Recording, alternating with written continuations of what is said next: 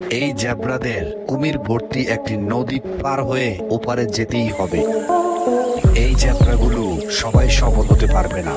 নদী পের হতে যে অনেক জেব্রাকেই কুমিরের পেটে যেতে হবে, সেটা জেনেও এই নদী পার হতেই হবে। ইতিমধ্যেই একটি জেব্রাকে কুমিরের দল আটকে ফেলে, তাই অন্য পথ দিয়ে জেব্রাগুলো নদী পার হওয়ার চেষ্টা করলে এখানেও একই অবস্থা। একটি জেব্রাকে একটি কুমির আটকে ফেলে। সফলতার খাতায় অনেকেই নাম লেখাতে পারবে না জেনেও কুমির ভর্তি নদী পার হয়ে যেতেই হবে নতুন খাদ্য সন্ধানে। হঠাৎ করে জেব্রাটি কুমিরগুলোর হাত থেকে ছুটে পালিয়ে গেলেও ভাগ্য তার সহায় ছিল না। কুমিরের শক্ত কামড়ে জেব্রাটির পেট কেটে নাড়িভুড়ি বার হয়ে গিয়েছে। জেব্রাটি বহু চেষ্টা করছে জীবনটাকে বাঁচানোর জন্য। অবশেষে জেব্রাটি নদীর পাড়ে মাটিতেই শুয়ে পড়ল। সেই সময় অপেক্ষারত নদীতে থাকা অন্য কুমিরগুলো এসে জেব্রাটিকে কামড়ে ধরে নিয়ে গেল। অন্যদিকে আটকে পড়া আরেকটি জেব্রা কুমিরের হাত থেকে এতটুকু সুযোগও পেল না যতটুকু সুযোগ এই জেব্রাটি পেয়েছে।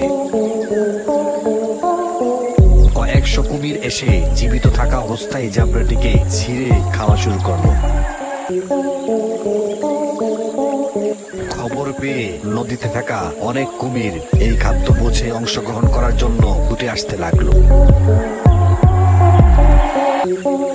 চোখের নিমেষেই জেব্রাটিকে টুকরো করে খেয়ে সাবার করে দিল। একটি প্রাণ জীবন দিয়ে বেঁচে গেল আর অনেকগুলো প্রাণ।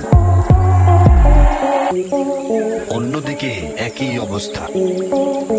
জেব্রা পার হওয়ার সময় কেউ না কেউ কুমিরের কাছে ধরা পড়ে যাচ্ছে। বন্য জীবনের এমন অদ্ভুত নিয়ম আপনাকে মেনে নিতেই হবে। ঋতুর পরিবর্তনের কারণে পৃথিবীর খাদ্যশস্যতেও পরিবর্তন ঘটে। যেই প্রান্তে খাদ্যশস্য ভরপুর, সে একই জায়গায় একই প্রান্তে অন্য ঋতুতে খাদ্যশস্য শূন্যের কোটায়। তাই বেঁচে থাকতে হলে খাদ্যের প্রয়োজন। তৃণভোজী প্রাণীদের খাদ্যের সন্ধানে এক প্রান্ত থেকে অন্য প্রান্তে যেতে হয়।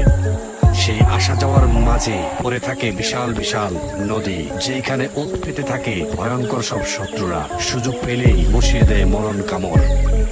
একজন খেয়ে আরেকজন বেঁচে থাকবে, এটাই প্রকৃতির নিয়ম। কারো হাতে কোনো কিছু করার নেই।